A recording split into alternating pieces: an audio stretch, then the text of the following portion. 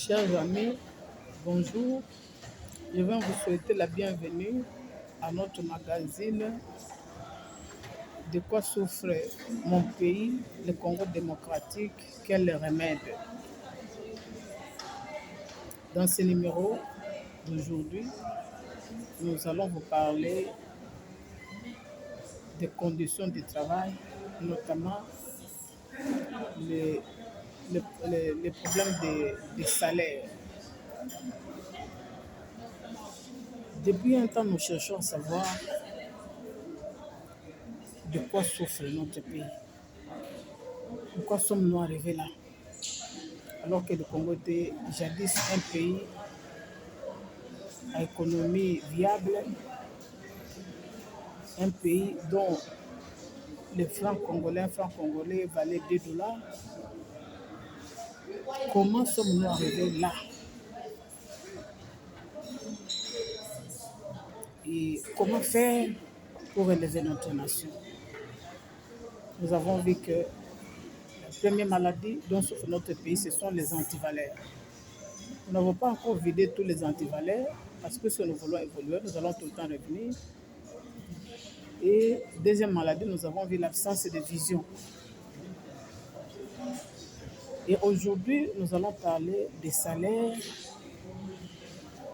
parce que telles que les choses évoluent dans notre nation, nous pensons que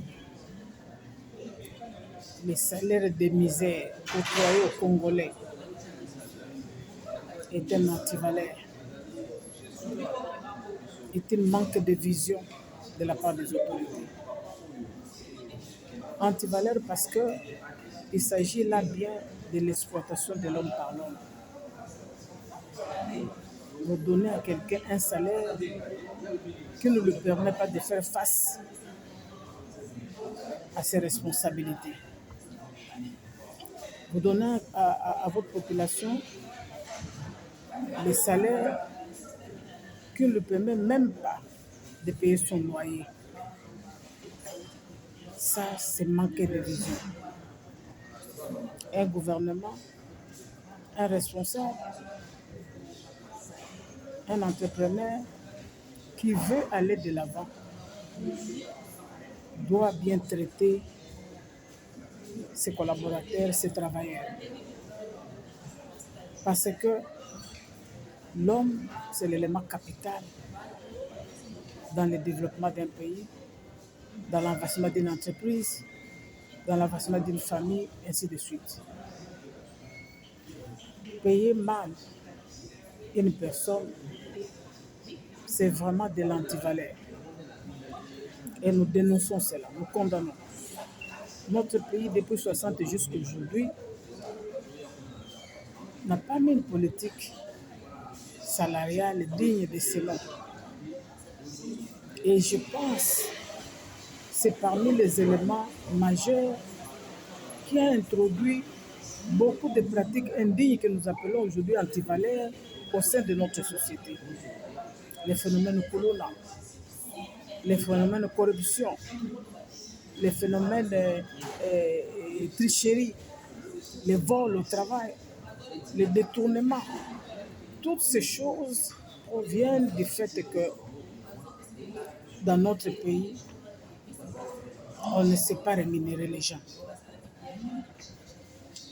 Quand le président de la République, Félix Tshisekedi, a accédé à la majorité suprême, dès que nous avons appris les salaires qu'il a donnés aux membres de son cabinet, après nous avons appris les salaires des députés, des sénateurs et des autres collaborateurs proches du président, nous nous sommes réjouis. Vraiment, moi, je me suis réjoui, je me suis dit, voilà au moins quelqu'un qui vient, qui comprend qu'il faut bien rémunérer les gens si nous voulons que ces gens travaillent et nous permettent d'aller de l'avant. Vous voyez les pays développés, les États-Unis, vous allez là-bas, les gens sont bien rémunérés. Allez en Suède, vous allez trouver les gens sont bien rémunérés. Allez au Canada, tous ces pays développés-là, les gens sont bien payés. Parce que quand quelqu'un est bien payé, il est motivé, il aime d'abord son travail, il va se donner, il va travailler, il va protéger son travail et les rendements, vous allez voir ça dans les rendements. Alors, le fait est que chez nous, les gens sont mal payés, on ne respecte pas le travail, on ne se donne pas à fond au travail, on vient quelques heures au travail et puis on doit faire autre chose parce qu'il faut compléter les paix qu'on vous paye. Ça a développé la tricherie au travail, ça a développé le vol, ça a développé la malhonnêteté, ça a développé beaucoup de choses. Au sein des familles, n'en parlons pas. Le phénomène Koulouna que nous avons, ça vient entre autres du fait que les parents n'ont pas les moyens financiers de subvenir aux besoins de leurs enfants. Et les enfants se retrouvent dans une situation comme celle-là. Certains enfants sont dans la rue. Et finalement, le phénomène Koulouna apparaît. Ce n'est pas normal. Comme nation riche, comme nation responsable, que nous puissions continuer à exploiter nos concitoyens.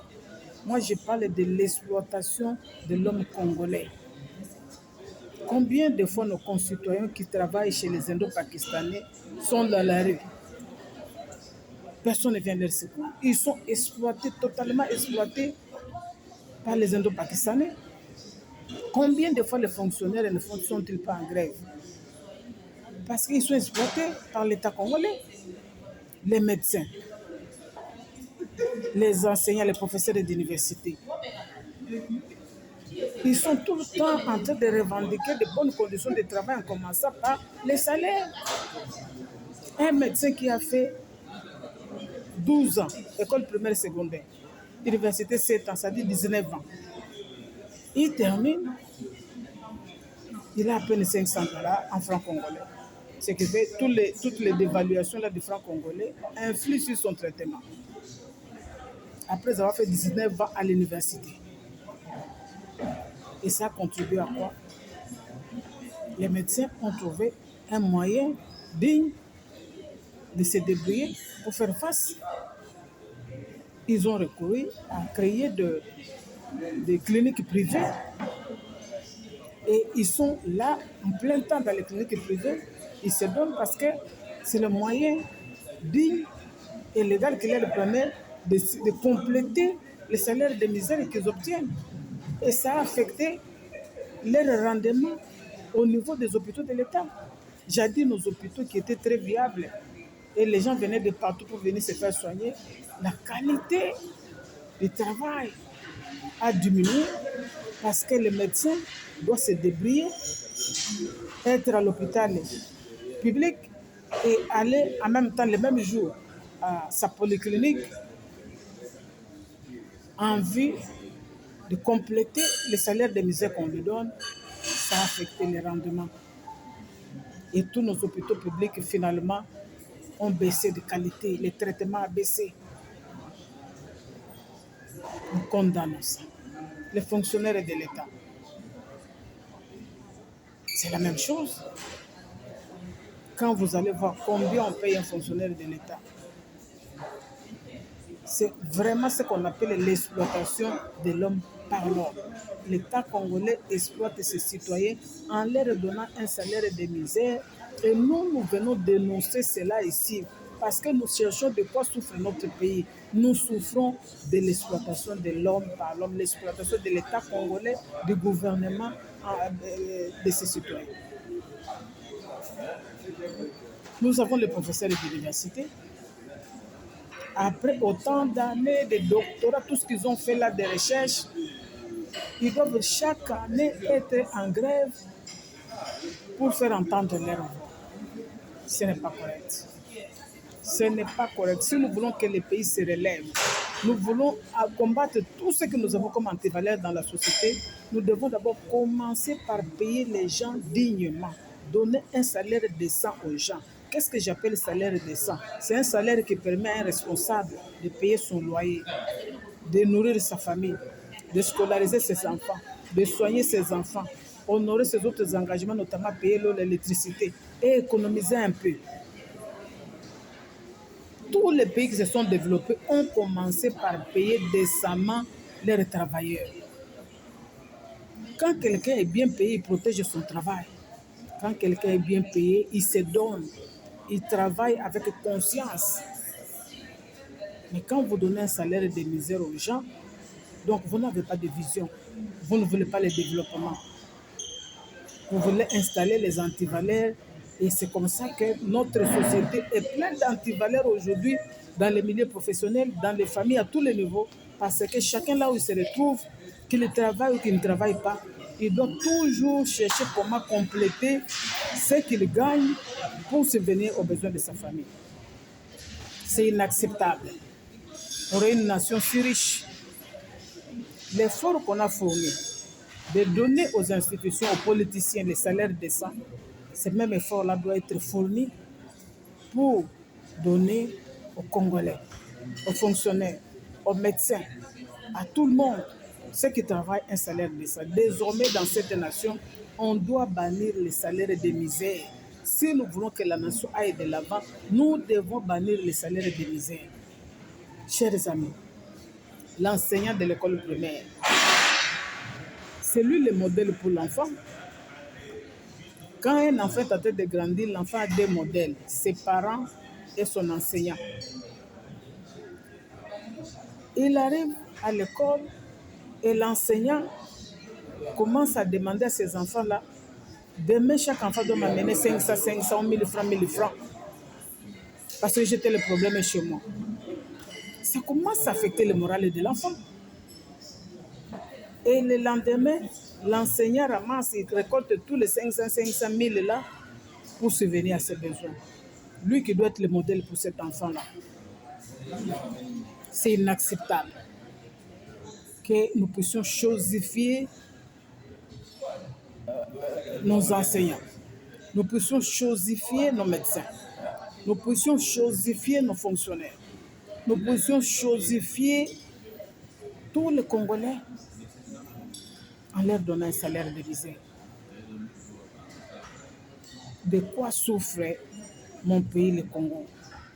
Le Congo souffre de l'exploitation de l'homme par l'homme. Le Congo souffre de manque de vision. Comme je l'ai dit dans la vidéo précédente, quand on a une vision, on sait ce qu'on veut faire. On cherche les moyens de le faire et les personnes qui vont le faire. Ces personnes qui vont le faire là, il faut les payer dignement. Parce que si vous payez les gens dignement, vous allez atteindre votre objectif. Si vous ne payez pas les gens dignement, vous allez trouver que le rendement, ça va affecter le rendement. La corruption va s'installer, la tricherie. Nous demandons à toute la nation de se lever contre le salaire de misère. Cette nation, Dieu nous a tout donné. Il n'est pas question qu'il y ait un groupe de gens qui ont droit à tout et toute la société dans la misère. Il n'est pas question que, parce que nous cherchons des investisseurs, que les étrangers viennent comme les Indo-Pakistanais, venir exploiter les Congolais en leur donnant un salaire de misère. Un responsable de famille, vous le payez $100, même 150, même 200. Les salaires doivent tenir compte, parce que notre loi lui-même le dit. Dans les salaires, vous devez tenir compte du niveau de la vie. Et le niveau de la vie aujourd'hui, il y a les loyers, il y a l'eau, l'électricité, la scolarité, les soins médicaux. Il y a le coût de la vie. Quand vous donnez aujourd'hui à quelqu'un $100, un responsable, même 200, même 300, c'est indigne. C'est vraiment indigne. Nous venons dénoncer les salaires de misère. Autant on a fourni l'effort pour donner aux politiciens dans les institutions les salaires décents, autant on doit fournir les mêmes efforts pour donner à tous les Congolais, à quel niveau qu'ils se trouvent, un salaire décent. Si nous voulons combattre les antivaleurs, nous devons d'abord commencer à bien traiter ceux qui travaillent. Finalement, on se demande, on va aux études, on termine, on étudie, il n'y a pas de salaire. Est-ce que vous ne vous demandez pas pourquoi il y a l'affluence, tout le monde veut devenir député quand il y a la campagne? C'est à cause des salaires de misère. Parce que tout le monde sait aujourd'hui qu'il faut être au Parlement, il faut être dans les institutions politiques pour avoir un salaire décent. Non.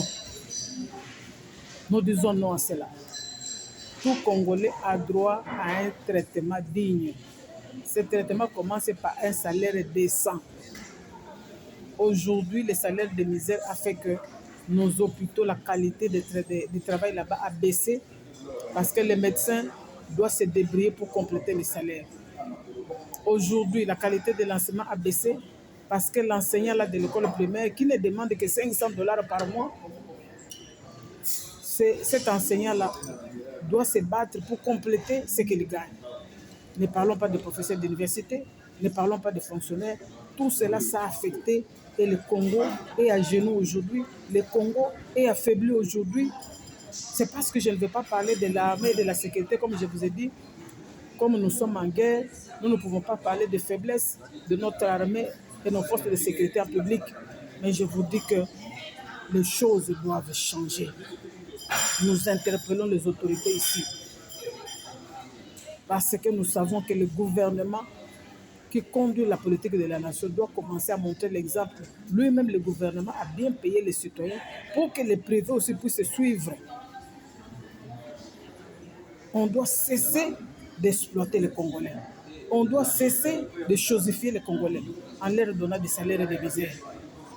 Les salaires de misère constituent un antivaleur à combattre à tous les niveaux.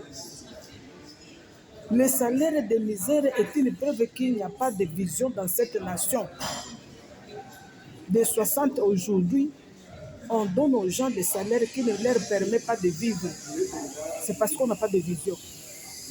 Il faut d'abord commencer à respecter l'être humain, commencer à respecter le travail que les gens sont en train de faire et puis leur donner des salaires en conséquence.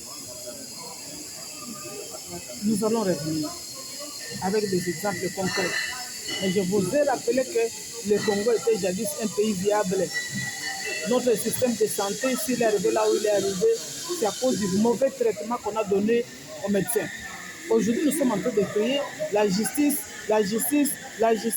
les magistrats, les juges. Mais ces gens-là ont étudié.